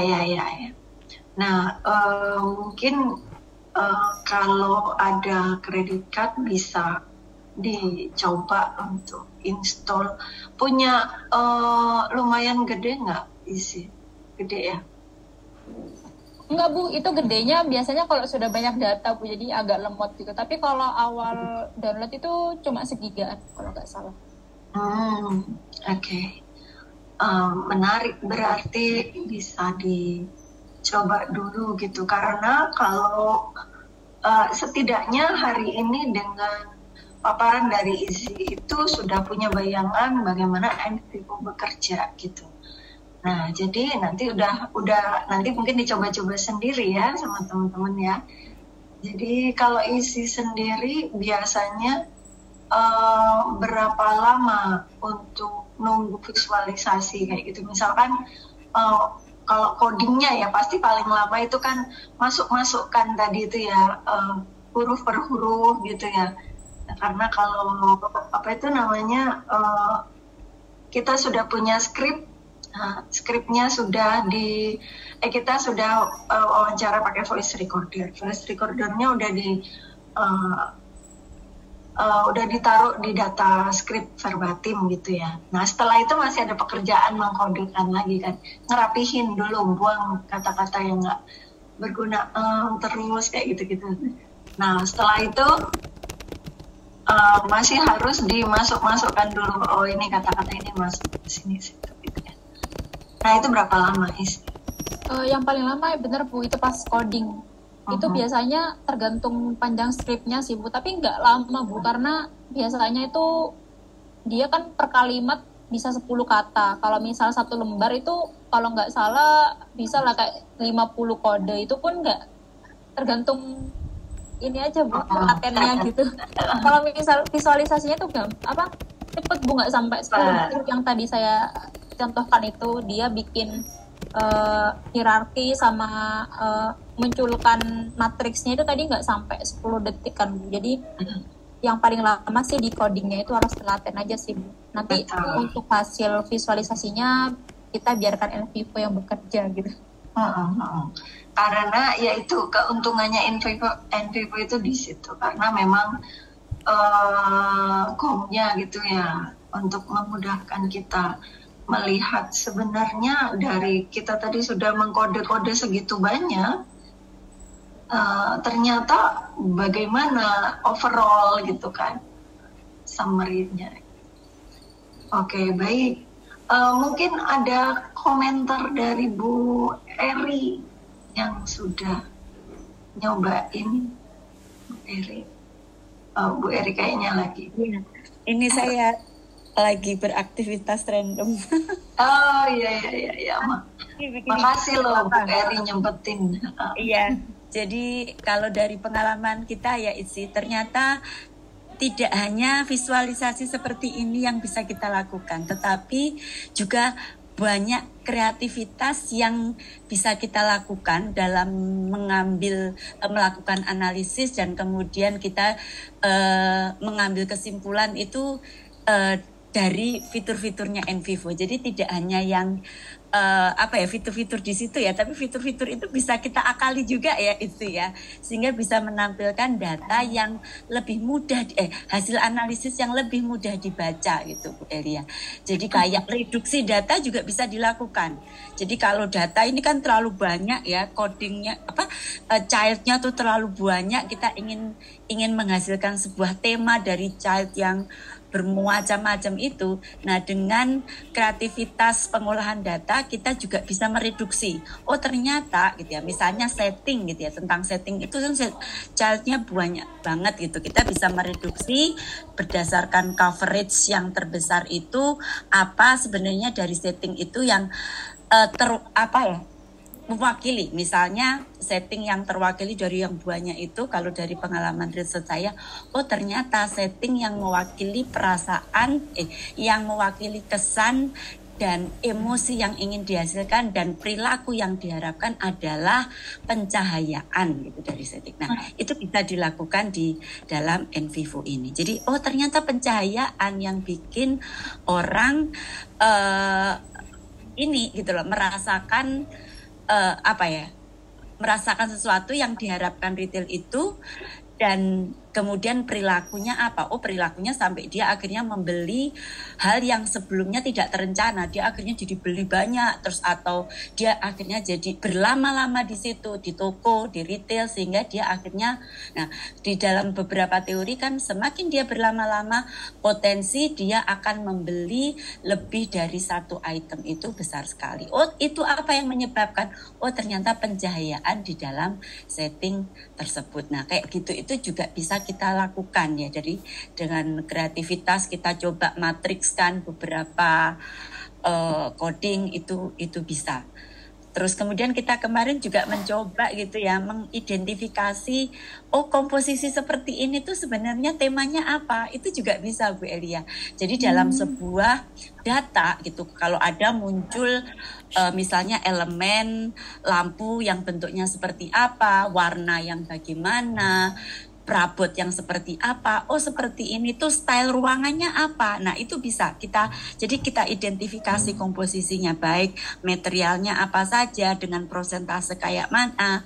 Oh kalau seperti ini stylenya style tradisional atau natural. Nah itu bisa dimunculkan di NVivo. Kurang lebih seperti itu. Kalau sampai seperti ini sudah berdasarkan kreativitas ya, itu ya. Jadi kreativitas kita gitu untuk menggali apa saja yang bisa kita munculkan dari data tersebut, analisisnya bagaimana, simpulannya bagaimana. Kurang lebih seperti itu, Bu Elia. Baik, terima kasih Bu Eri, menarik sekali. Artinya ketika ada satu gambar gitu ya, dia mengenali ini style apa gitu, bisa setelah kita memberikan apa itu tadi ya, elemen ini gitu ya, adanya elemen apa aja gitu ya. Iya.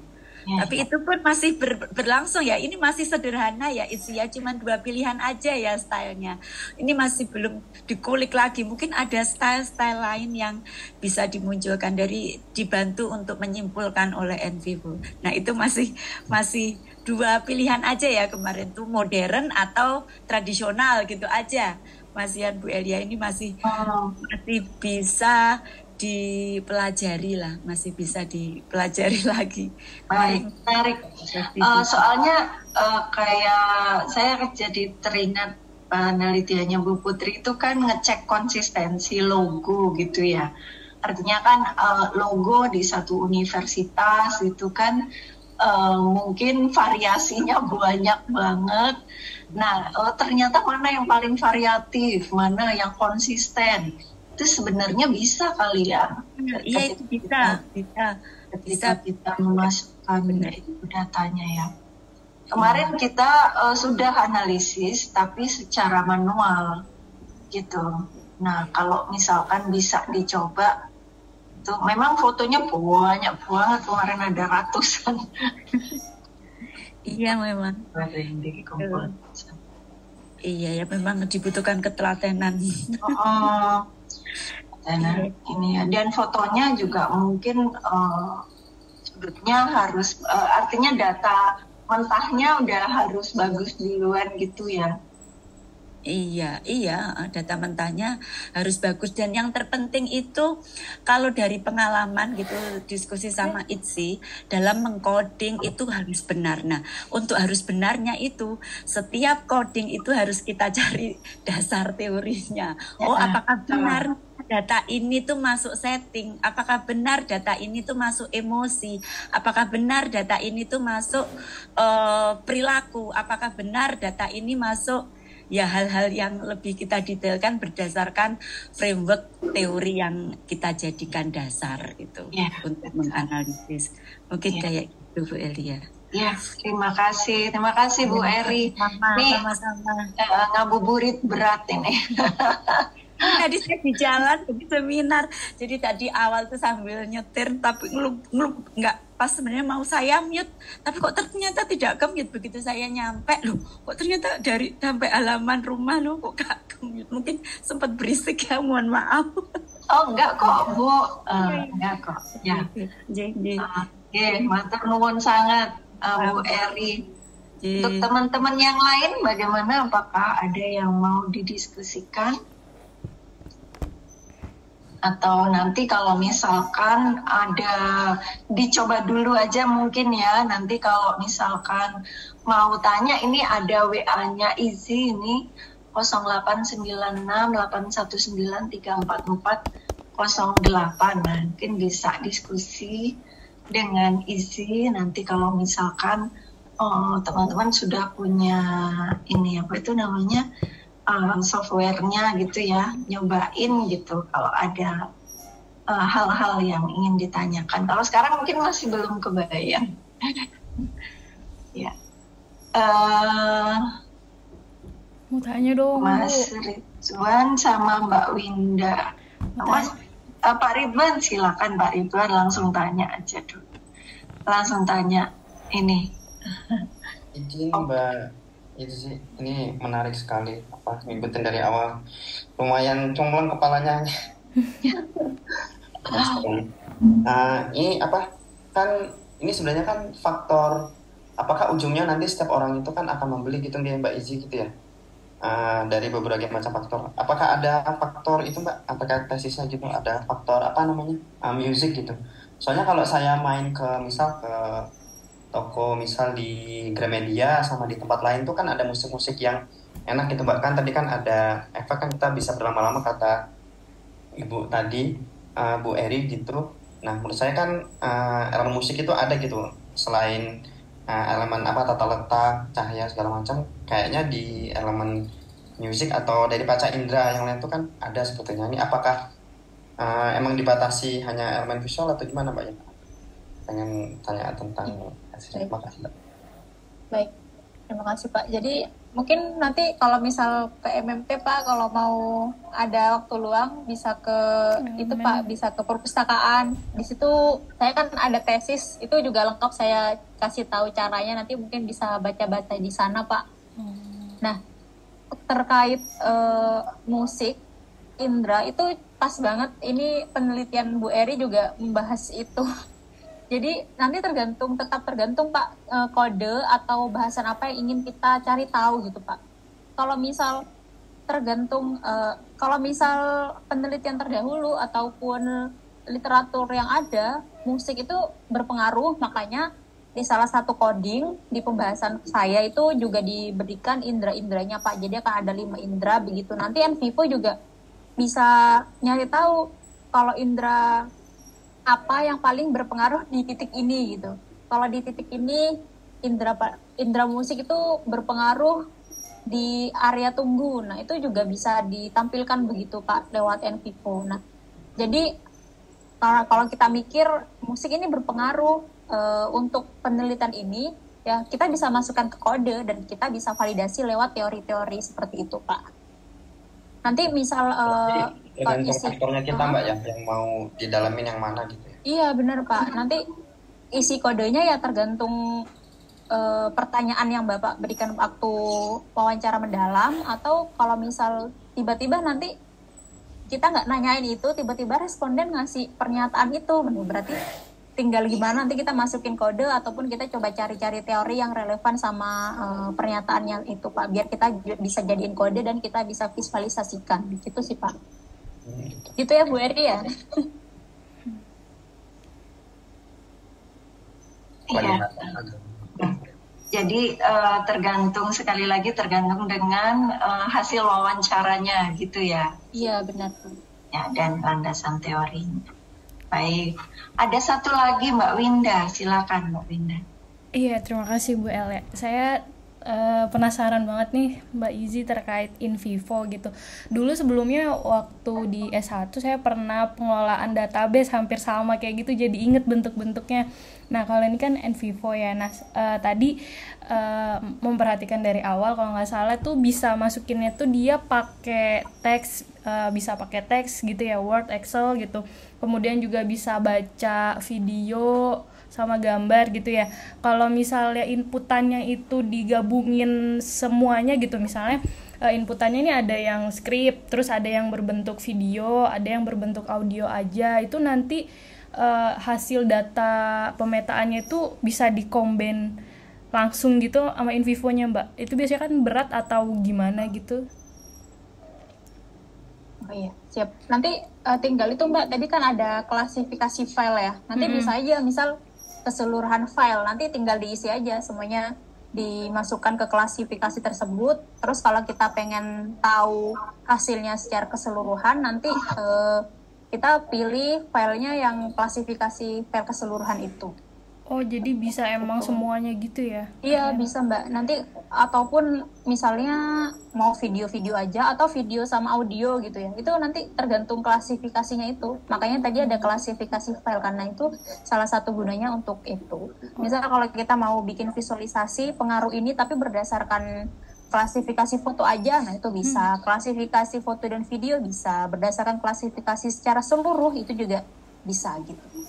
Kalau berat dan enggaknya, yang saya rasain dengan laptop saya yang cuma 4 GB ini nggak terlalu berat sih Mbak, nggak seberat kayak ngedit video, nggak seberat itu. Kalau kayak pembacaan video, misalkan interview, paling kan lebih dari ya, di atas 30 menit ya, kira-kira sejam gitu Mbak. Itu berarti masih bisa ya bekerja NVivo? Iya, masih bisa. Tapi kalau mau nggak berat banget, mungkin kualitasnya jangan yang FG banget aja sih Mbak. Itu kan juga buat internal kita toh nggak terlalu butuh ininya kan ya, terlalu jernih untuk ditampilkan gitu. Iya. Oh, ini Mbak penasaran lagi, kalau misalnya di NVivo itu suka misalkan kita memeta-metakan tadi ya. Nah, kadang suka baca di teknisnya itu suka nemuin error gitu nggak Mbak? Gitu.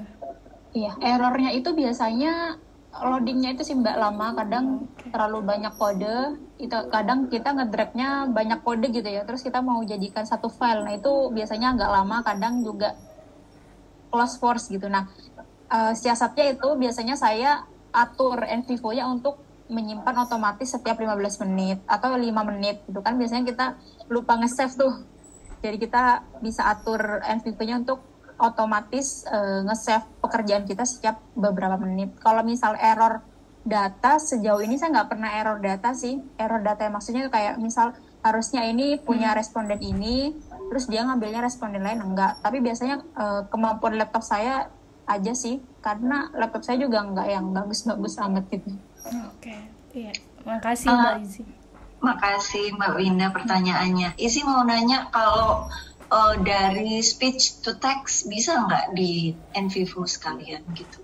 Bisa Bu. Nanti kalau Saya. iya audio itu kan kalau di gambar tadi kita koordinat ininya ya Bu ya, koordinat gambarnya gitu. Nah kalau di audio atau video atau rekaman suara itu nanti lengthnya Bu. Kayak misal dari detik ini sampai detik ini dia berbicara tentang ini gitu. Enggak, maksud saya langsung jadi teks gitu bisa nggak dia? Oh, bisanya itu kalau kita langsung ngetik sendiri sih Bu, nggak bisa kayak Google yang langsung nge-translate ke bacaan, nggak bisa. Tapi kita bisa, iya, misalnya detik ini sampai detik ini kita beri konten dia berbicara tentang ini, kita input sendiri gitu. Oh iya. Artinya dia bisa di audio tapi kita yang mengkodekan gitu ya. Tapi kalau misalkan dari speech to text gitu, tetap kita harus ngetik sendiri gitu. Iya benar, harus bikin skripnya. Kayaknya ada deh itu AI-nya. Cuman belum tahu. Udah ada Bu. Udah ada kok ya. Iya sudah ada. Udah ada. Nah itu mungkin dikombinasi aja supaya nggak susah. Oh iya benar.